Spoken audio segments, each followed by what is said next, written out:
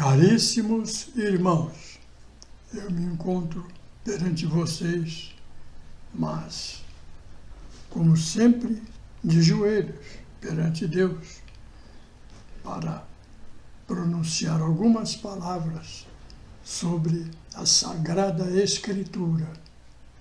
Como da outra vez, eu me vali de um livro que escrevi há muitos anos, A Justiça de Deus.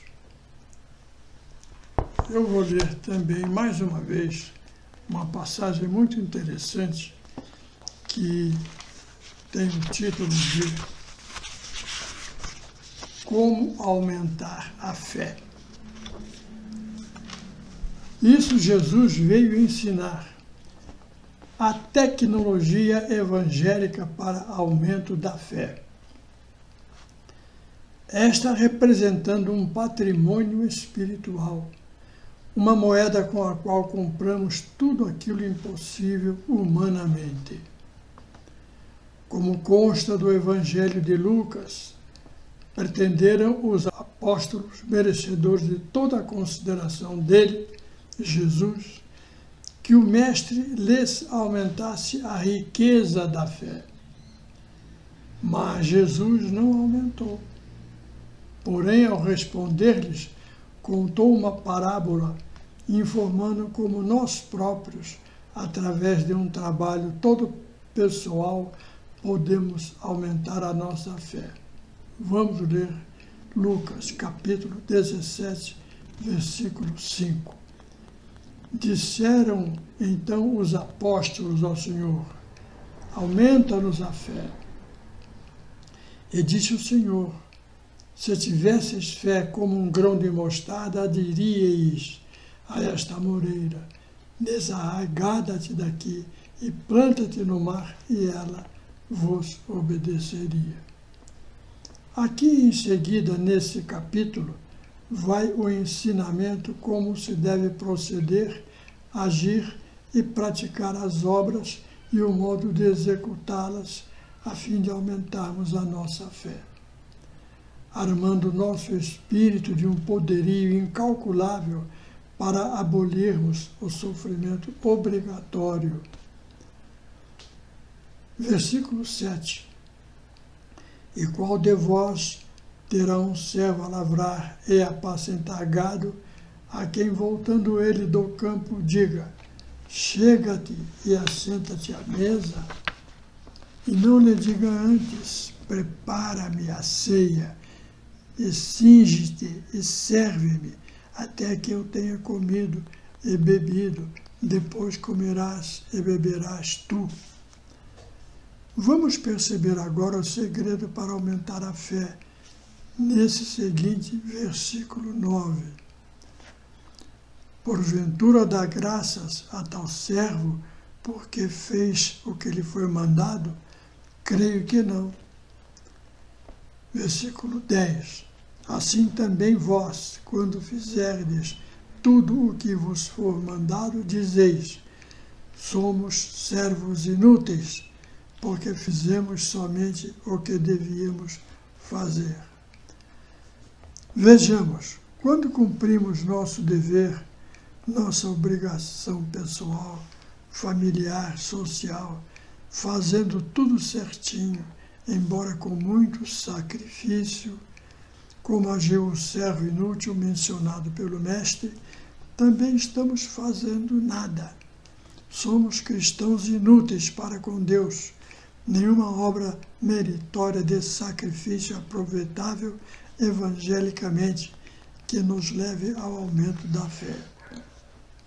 Somente quando nós vamos além de nossas obrigações em favor do próximo, o qual nada mais pode ser senão a pessoa estranha, conforme Jesus esclarece na parábola do bom samaritano, é que conseguimos aumento de nosso patrimônio espiritual para adquirirmos legitimidade e observarmos as graças de Deus, como consta em Lucas, capítulo 10, versículo 25.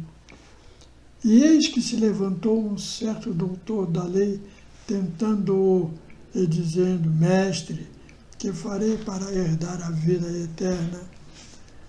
Versículo 26. E ele lhe disse: que está escrito na lei, como lês? Versículo 27. E respondendo ele, disse: Amarás ao Senhor teu Deus de todo o teu coração, e de toda a tua alma, e de todas as tuas forças, e de todo o teu entendimento, e ao teu próximo como a ti mesmo. Disse-lhe Jesus: Respondeste bem, faze isto e viverás. Ele, porém, querendo justificar-se a si mesmo, disse a Jesus: E quem é o meu próximo? Versículo 30. E respondendo Jesus disse, deu um exemplo. Descia um homem de Jerusalém para Jericó e caiu nas mãos dos salteadores, os quais o despojaram e, espancando-o, se retiraram, deixando-o meio morto. Versículo 31. E ocasionalmente descia pelo mesmo caminho certo sacerdote, e vendo-o, passou de largo. Versículo 12. E de igual modo também um levita, chegando àquele lugar, e vendo, passou de largo. Versículo 33. Mas um samaritano, que ia de viagem, chegou ao pé dele, e vendo, moveu-se de íntima compaixão, e aproximando-se, atou-lhe as feridas, deitando-lhes azeite e vinho, e pondo-o sobre a sua cavalgadura, levou-o para uma estalagem e cuidou dele. E partindo outro dia, tirou 2 dinheiros e deu-os ao hospedeiro e disse: Cuida dele, e tu o que demais gastares, eu te pagarei quando voltar. Versículo 36. Qual, pois, destes 3 te parece que foi o próximo daquele que caiu na mão dos salteadores? E ele disse: o que usou de misericórdia para com ele. Disse, pois, Jesus: vai e faz da mesma maneira.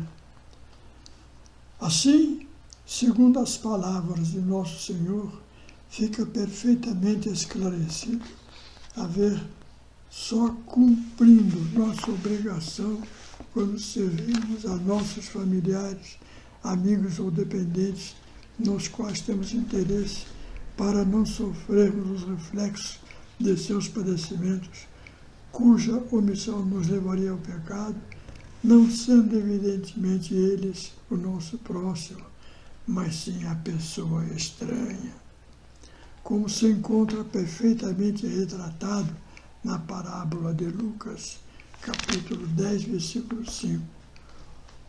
O homem vitimado pelos salteadores, como lemos, significando indulgência, indulto, benefício a quem não temos obrigação pessoal de prestar ajuda ou socorro. Isso, como Jesus ensina, é uma regra do direito celeste. É um preceito que nos dá condições para obtermos de Deus uma resposta positiva nos fatos de nossa vida. Esse conhecimento da verdade mencionada pelo Mestre se chama direito divino, porque consiste numa norma da lei do Pai de Jesus, encerrada no mencionado preceito. Quando acionamos o Poder Judiciário terreno para realizar nosso direito social, ajuizarmos uma ação com todos os procedimentos, pagamentos de honorários e as despesas, endereçamento à justiça, audiência, tribunais, acórdãos, vários recursos para que há algum tempo acabar. Quanto tempo durou? 20 anos? Transitou em julgado. Agora você pode tomar conta dos seus direitos e às vezes não é nem você, são os herdeiros que irão aproveitar. Agora, o poder judiciário divino, sendo instantâneo, mediante a aplicação do direito, através das obras compensatórias, não precisa nada disso. É imediata a aplicação do direito. A liminar já transita em julgado, é definitiva. Então, toda vez que nos sacrificarmos por algum estranho, fica registrada uma sentença declaratória lá no céu, compensando os seus débitos com aquele ágio de 9.900%, automaticamente anotado, e já estamos perdoados se concedermos perdão aos ofensores, ou então se nos sacrificarmos espontaneamente em favor dos outros. Nesse sentido, declara São Pedro na primeira epístola, capítulo 4, versículo 8, a caridade cobre uma multidão de pecados. Nos Provérbios, capítulo 10, versículo 12, está escrito, a caridade cobre todas as transgressões. Nesta oportunidade, cumpre breve comentário sobre a caridade, quanto à significação evangélica, traduzida em algumas Bíblias como amor, cuja raiz latina é caritas. Mas esse não é o vocábulo escrito na Sagrada Escritura, e sim charitas, com sua origem escrita na Vulgata Latina, ou seja, na primeira versão da Bíblia, tirada do grego no século IV, por um grupo de teólogos sob orientação de São Jerônimo, e como assim consta na edição do ano 1502, mandada imprimir pelo Papa Clemente VIII, publicada por La Editorial Católica, Sociedade Anônima, em apartado 466, Madrid, 1982. Assim estabelecido, observaremos que a realização do bem ao próximo, sob o ponto de vista evangélico, não tem o sentido comumente emprestado ao que convencionamos ser caridade, mas sim o bem como da ação desinteressada de graça indulgente com sacrifício, como é a tradução da palavra charitas, ou de amor com sofrimento, tudo como ilustra a leitura atenta de Coríntios 1, na iluminada visão de Paulo de Tarso. E ainda que distribuísse toda a minha fortuna para o sustento dos pobres, e ainda que entregasse o meu corpo para ser queimado, e não tivesse caridade, nada disso me aproveitaria. Como se está percebendo, seja a caridade, seja amor, evangelicamente, não significa somente fazer seu bem, segundo o pensamento comum das pessoas, mesmo nos despojando de todo o nosso patrimônio, pois senão Paulo não teria dado o exemplo acima transcrito. Prossegue São Paulo, no versículo 6. A caridade não se alegra com a injustiça, mas se regozija com a verdade. Versículo 7. Tudo sofre, tudo crê, tudo espera, tudo suporta. Mas de que nós somos perdoados, não vamos saber nunca. Pois se soubéssemos, com antecedência estaria havendo uma coação divina, invalidando o nosso aperfeiçoamento espiritual, anulando-se a força do sacrifício e o valor espontâneo de nossa obra. Mas aí então, se não somos totalmente faltos de fé, se temos alguma fé, verificamos que se passou um mês, aconteceu nada, 2, 3 meses, um ano inteiro, 2 anos, todo mundo se felicitou e nós não.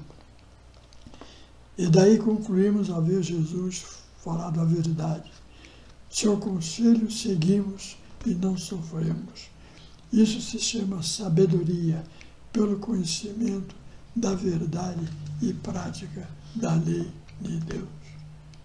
São esses comentários muito importantes que traduzem o verdadeiro significativo de caridade. Fiquem com Deus. Boa sorte.